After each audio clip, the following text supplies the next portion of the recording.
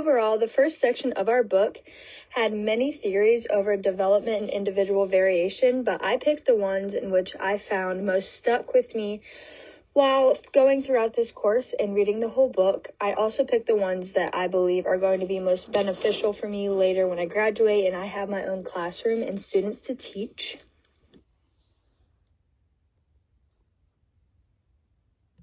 So the first theory is Piaget's theory.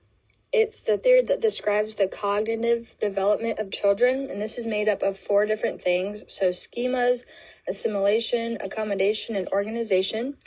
So schemas are the actions or mental representation that organize knowledge, and then assimilation and accommodation kind of go together. It explains how children use and adapt their schemas. So assimilation would be the concept of the incorporation of new information into existing knowledge. So that existing knowledge would be the schemas. And then accommodation is the concept of adjusting schemas to fit new information and experiences that these children are developing over the time that they are also developing.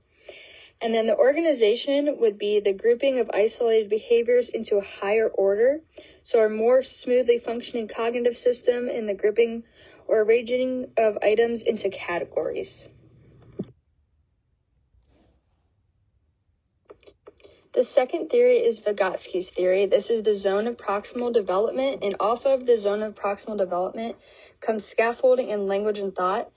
And Vygotsky is known as a social constructivist. A social constructivist emphasizes the social context of learning and the knowledge that is mutually built and constructed over a period of time for a child as they grow older.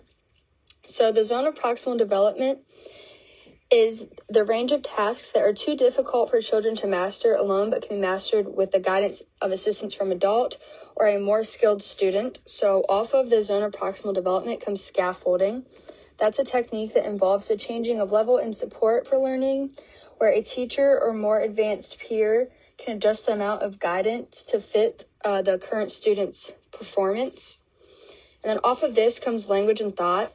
So language and thought plays a role in it because as you are growing, your brain is developing to develop the language that you are learning and the thoughts that you are also thinking.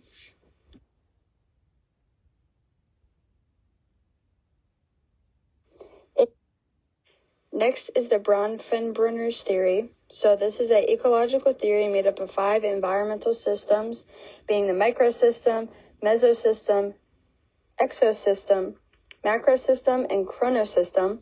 So the microsystem is made up of family, school, peers, the neighborhood, play area, and religious groups, and then also health services. So this is where people are mostly found.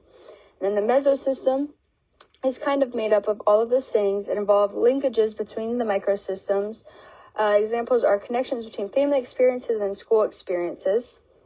And then the exosystem is at work when experiences in other settings influence what teachers and students experience in the immediate context, so what is going on right then and there. And then the macrosystem, it involves the broader culture, so the broadest context in which students and teachers live, reinforcing the society's values and customs that they live in. And then the chronosystem includes the socio-historical conditions of students' development. An example would be the lives of children today differ in many ways than they did back, say, 50 years ago.